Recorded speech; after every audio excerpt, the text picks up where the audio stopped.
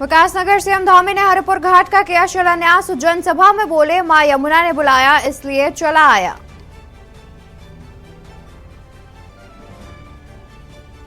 Uttarakhand subsidy के लटके मामलों में उद्योगों को बड़ी राहत। औद्योगिक विकास योजना में ये है subsidy.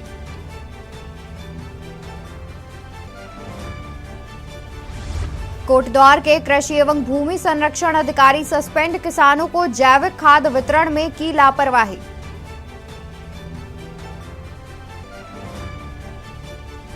Udham Singh Nagar Haldwani state highway के पास दर्दनाक हादसा। मारुति वैन और बाइक में भिड़ंत, 3 की मौत, 6 घायल।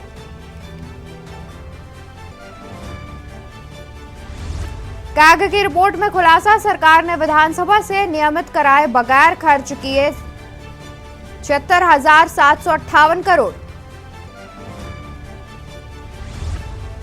देहरादून डॉक्टरों की घिनौनी हरकत। थेरेपी के लिए आई युवती को दवा पिलाकर किया बेहोश, फिर बेशर्मी की हदें की पार। आप देख रहे हैं के न्यूज, खबरों का सारथी।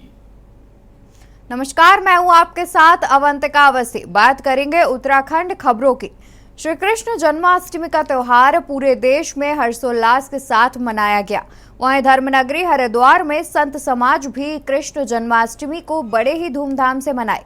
कनखल स्थित ऐतिहासिक श्री पंचायती बड़ा उदासीन अखाड़ा में जन्माष्टमी उत्सव धूमधाम के साथ मनाया गया।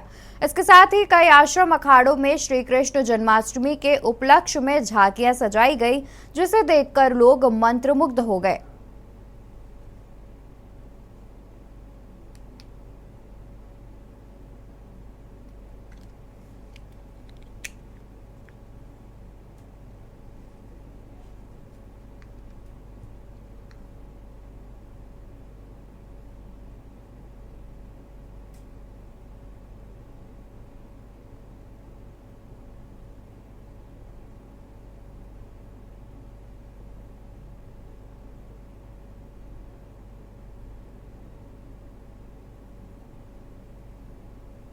श्री कृष्ण जन्माष्टमी के पर्व के उपलक्ष्य में बहुत बहुत शुभकामनाएं समस्त देशवासियों को, सनातन धर्म हिंदू धर्मावलंबियों को मैं अपनी ओर से और युवा भारत साधु समाज की ओर से सभी को शुभकामनाएं व्यक्त करना चाहता हूं। धर्म का हानि होता है, अधर्मी विधर्मी लोग, अत्याचारी दुराचारी लोगों का जब साम्राज्य बढ़ने लगता है तो उस समय भगवान अवतार लेकर के आते हैं।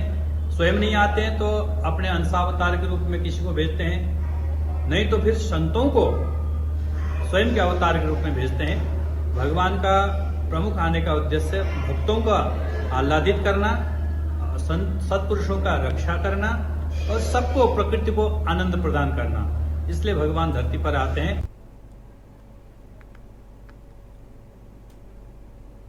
उत्तराखंड हाईकोर्ट ने हेमवती नंदन बहुगुणा गढ़वाल विश्वविद्यालय के करीब 20,000 सीटों में 1,625 बच्चों को प्रवेश दिए जाने के खिलाफ दायर जनहित याचिका पर सुनवाई करते हुए कोर्ट खंडपीठ ने हेमवती नंदन बहुगुणा गढ़वाल विश्वविद्यालय को निर्देश दिए ताकि कोई भी छात्र उच्च शिक्षा से वंचित न रह सके।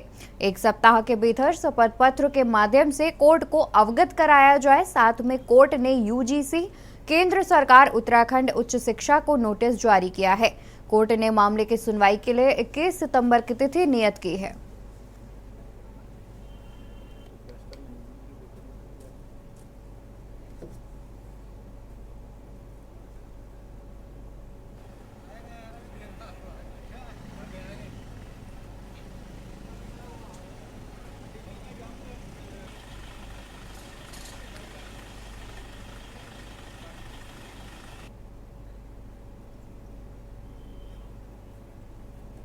बहुत महत्वपूर्ण मुद्दा माननीय उच्च न्यायालय के सामने रखा गया है कि कैसे गढ़वाल विश्वविद्यालय की 20,000 सीटों में केवल 1,625 बच्चे आ जाए हैं एडमिशन के लिए।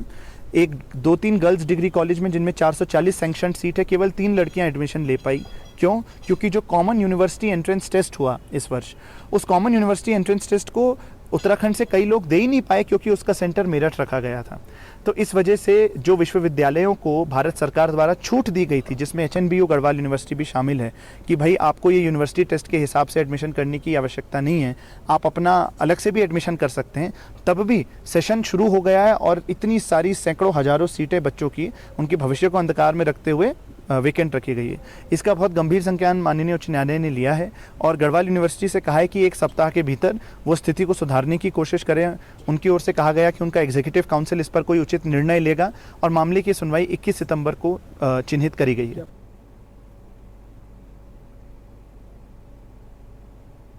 एक और पूरे देश ने भगवान श्री कृष्ण का जन्मोत्सव बड़े ही धूमधाम और हर्षोल्लास के साथ मनाया। जगह जगह मंदिरों में भजन कीर्तन पूजा अर्चना के साथ भगवान कृष्ण की लीलाओं का वर्णन किया गया। तो वह यादव समाज विकास समिति द्वारा जन्माष्टमी पर्व को मनाया गया। बता दें कि कार्यक्रम में मुख्य अतिथि के रूप में पहुंचे IAS चंद्रेश कुमार यादव ने होनहार बच्चों को प्रशस्ति पत्र व स्मृति चिन्ह देकर सम्मानित भी किया।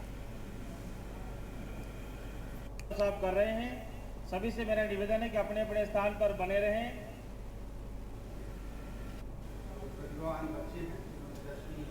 और 12वीं में अच्छे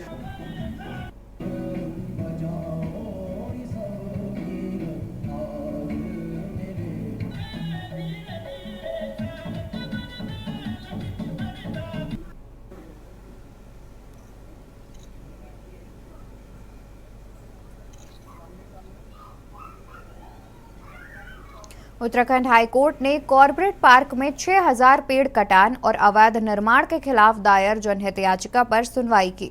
मामले की सुनवाई के बाद हाईकोर्ट ने कॉर्बेट में 6000 पेड़ कटान और अवैध निर्माण मामले की गंभीरता और शीर्ष अधिकारियों के संदिग्ध भूमिका को देखते हुए मामले की जांच CBI को दे दी है। कोर्ट ने राज्य की अन्य जांच एजेंसियों से CBI जांच में सहयोग करने को कहा है। कोर्ट ने आदेश की एक प्रति डायरेक्टर CBI को शीघ्र भेजने के निर्देश भी दिए।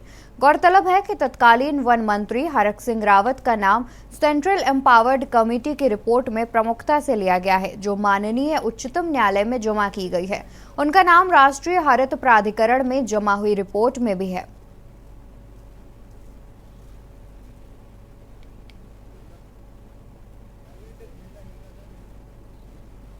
कॉर्बेट टाइगर रिजर्व में 6000 वृक्षों का अवैध पातन हुआ और एक टाइगर सफारी के नाम पर काफ़ी अवैध कंस्ट्रक्शन हुआ। इस बात का स्वतः संज्ञान माननीय उच्च न्यायालय ने अक्टूबर 2021 में लेकर राज्य सरकार से कार्रवाई के लिए कहा था। इस बीच दिसंबर 2021 में देहरादून निवासी अनुपंथ ने जनहित याचिका दाखिल करके दोषी जो है पॉलिटिकल पर्सन्स और IAS अफसर और IFS अफसर तीनों पर कार्रवाई करने के लिए आदेश दिए थे। लेकिन जब कोई कार्रवाई नहीं हुई तब 6 जनवरी 2022 को माननीय उच्च न्यायालय ने पुनः मुख्य सचिव को निर्देशित किया कि कार्रवाई की जाए और तब जाकर तत्कालीन DFO कालागढ़ किशन चंद पर कार्रवाई हुई। लेकिन तब भी जो तत्कालीन वन मंत्री थे हरक सिंह रावत जी, जिनका नाम लगातार रिपोर्ट में आ रहा था, जो सेंट्रल एम्पावर्ड कमेटी की रिपोर्ट थी जो माननीय उच्चतम न्यायालय में सबमिट हुई, या जो नेशनल ग्रीन ट्रिब्यूनल में डायरेक्टर जनरल फॉरेस्ट की रिपोर्ट सबमिट हुई, उसमें भी उनका नाम आ रहा था, उस पर उन्होंने कोई कार्रवाई नहीं करी। इस पूरे प्रकरण को एक निष्पक्ष जांच के लिए सेंट्रल ब्यूरो ऑफ इन्वेस्टिगेशन को रेफर किया जाए। इस मांग को स्वीकार करते हुए माननीय उच्च न्यायालय ने पूरी जांच CBI निदेशक नई दिल्ली को रेफर कर दी है और उनसे कहा है कि उचित कार्रवाई करें। खबर हल्द्वानी से है, जहां काठ गोदाम हैड़ा खान सिमलिया मोटरमार्ग के 1 साल बाद भी नहीं बनाए जाने पर जनप्रतिनिधियों ने प्रेस वार्ता कर अधिकारियों और सरकार पर आरोप लगाए और कहा कि अधिकारियों और नेताओं ने सिर्फ इस मार्ग को निरीक्षण के लिए पिकनिक स्पॉट बनाया है, जबकि 200 गांव को जोड़ने वाला ये मार्ग 1 साल बाद भी नहीं खुल पाया। केवल वैकल्पिक मार्ग पर ही यहाँ की जनता निर्भर है।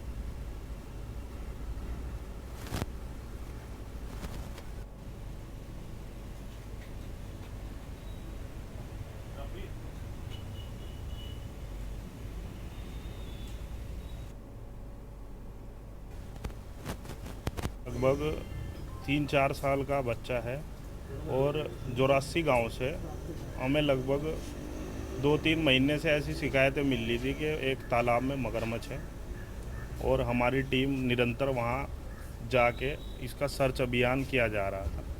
कल हमने इसके लिए वहां पर फंदे लगवाए और इसको सुरक्षित पकड़कर अभी बाणगंगा में छोड़ा जाएगा। इसके द्वारा वहाँ किसी भी ग्रामीण को कोई नुकसान नहीं पहुँचाया गया। खबर मंगलौर से है, जहां जौरासी जबरदस्तपुर गांव के एक तालाब में कई दिनों से रह रहे मगरमच्छ को वन विभाग की टीम ने कई दिन के सर्च ऑपरेशन के बाद पकड़ लिया। दरअसल बरसात के बाद कई नदी नाले उफान पर थे, जिसमें अक्सर मगरमच्छ आने की संभावना बनी रहती है। वहीं कई दिनों जेआरसी जबरदस्त गांव के एक तालाब में मगरमच्छ होने की सूचना वन विभाग को दी गई थी। वहीं तालाब में मगरमच्छ होने के कारण ग्रामीण खौफ के साए में जी रहे थे। वहीं तत्काल सूचना पाकर वन विभाग के कर्मचारियों द्वारा लगातार सर्च ऑपरेशन किया गया, तो वन विभाग की टीम को एक सफलता हाथ लगी और उन्होंने मगरमच्छ पकड़ लिया। खबरों में आगे बढ़ते हैं, जहां मंगलोर के ठोई गांव में ग्रामीण जंगली जानवर के आतंक को लेकर खौफ के साए में जीने पर मजबूर हैं। ग्रामीणों द्वारा जंगली जानवर को गुलदार बताया जा रहा है। दरअसल ग्रामीणों का कहना है कि गांव के जंगलों में कई बार गुलदार देखा जा चुका है। वहीं खेतों में गुलदार के पैरों के निशान भी देखे गए हैं। बता दें कि जिस कारण ग्रामीणों ने खेत में जाना भी बंद कर दिया है। ग्रामीण खौफ के साए में जीने पर मजबूर है। आलम यह है कि शाम होने से पहले ही ग्रामीण घरों में घुस जाते हैं। ग्रामीणों की पूरी रात भी गुलदार की दहशत में गुजर रही है। वहीं उप प्रभागीय वनाधिकार साधुलाल ने बताया कि कई दिन से ठोई गांव के जंगलों में गुलदार होने की सूचना मिल रही है, जिसको लेकर वन विभाग की टीम ने निरीक्षण भी किया था, लेकिन अभी तक गुलदार होने की कोई पुष्टि नहीं हुई है। लेकिन फिर भी लगातार क्षेत्रग्रस्त जारी है।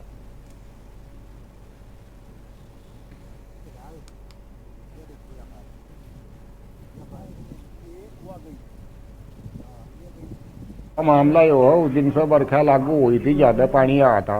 ये जानवर बड़ों में तो यहाँ आकर इन्होंने आतंक मचा रखा। कोशिश पाड़ने तोड़ने कर रहे लोगों को। रास्ते में बैठा 20-20 आदमी इकट्ठे हुए, जहाँ घास ले, नहीं तो यहाँ डंगर भी भूखे मर गए। पानी नहीं फेर सकते रात को, वो खत्म हो जा कहने का। रात को घर पर डर लगे, क्या तो का दिन में जंगल में लगो करेंगे कार रवि कुछ भी कर लो, पिंजरा पांजरा करके इसे यहाँ तो ले जाओ।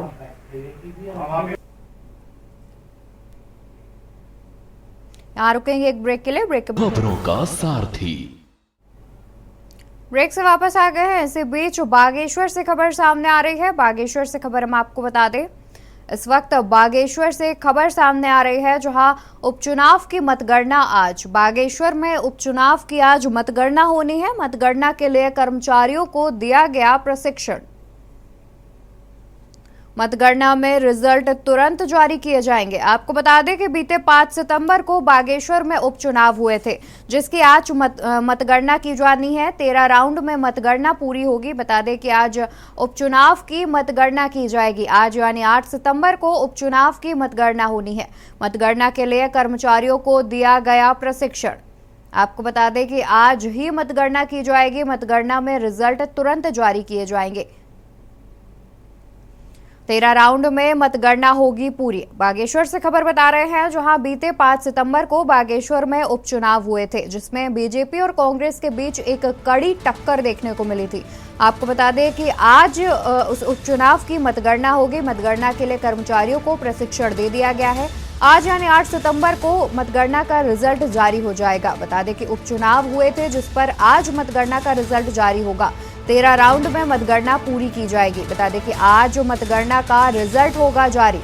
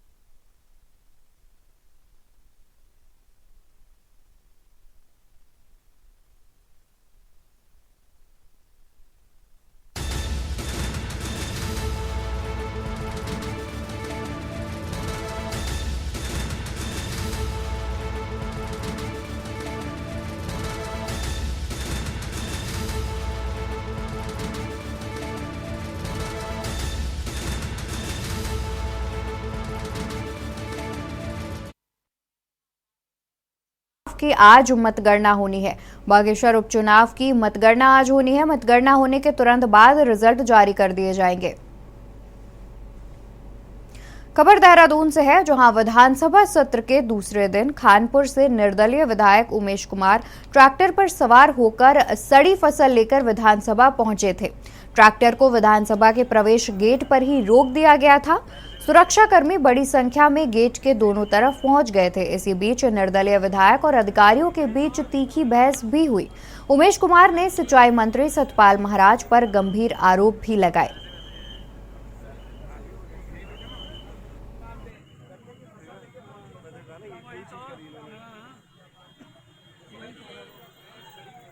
सबसे लापरवाह मंत्री हैं, वो मंत्री नहीं है, विदेश मंत्री हैं। उनके यहाँ वन वे कम्युनिकेशन है सतपाल महाराज जी के। उनको प्रवचन देने की आदत है, तो वो जानते हैं कि बस जनता सुने, उनकी आवाज उन तक ना पहुंचे।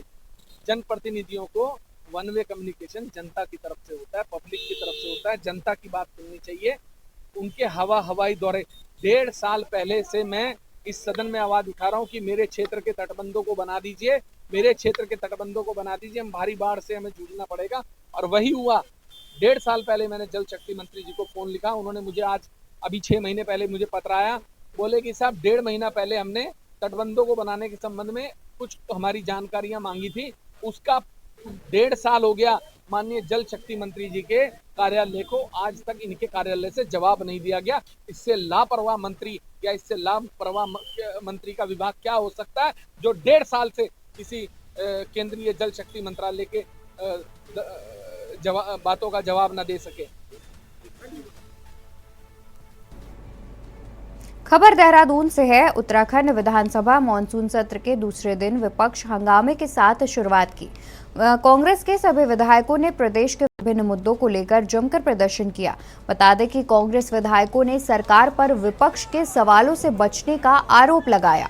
उपनेता प्रतिपक्ष भुवन कापड़ी ने बताया कि सत्र की अवधि को बढ़ाए जाने, आपदा प्रभावितों को उचित मुआवजा दिए जाने समेत विभिन्न मांगों को लेकर धरना प्रदर्शन किया गया। वहीं वित्त और संसदीय कार्य मंत्री प्रेमचंद्र अग्रवाल ने बताया कि सत्र की अवधि बिजनेस के मुताबिक रखी गई है। सरकार विपक्ष के हर सवालों का जवाब देने के लिए तैयार है।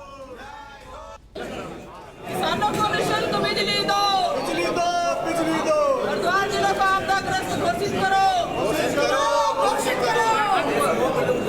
पूरे प्रदेश को आपदा। जानते हैं कि जिस प्रकार से हमारे कार्यमंत्रणा समिति में हमने सारा विषय रखा और बहुत स्पष्ट तौर पे मैंने उस दिन भी कहा था, मैं आज भी आपके सामने दोहरा रहा हूँ कि जो हमारे पास बिजनेस है उसके मुताबिक हमने जो कार्यमंत्रणा समिति में विषय रखा उसी के अनुसार सदन की कार्रवाई संचालित है।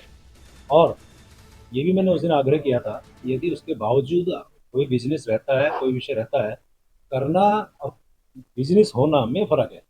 यदि हमारे पास बिजनेस है, निश्चित रूप से हम उसमें जो है पूरी तरह से हम तैयार हैं और सभी मुद्दे विधानसभा के पटल पे आने हैं, वो आ रहे हैं। और उसके बाद आप भी जानते हैं कि अनावश्यक रूप से सरकार का, जनता का पैसा, आप समझते हैं कि एक दिन में कितना पैसा लगता है, वो सारी चीज़ों को मद्देनजर रखते हैं। तो फिर भी आग्रह कर रहे हैं, विपक्ष चाहता है और माननीय अध्यक्ष विधानसभा यदि अनुमति देती है, कोई ऐसी स्थिति है तो हम सदन बढ़ाने के लिए। स्पीकर तो पिछली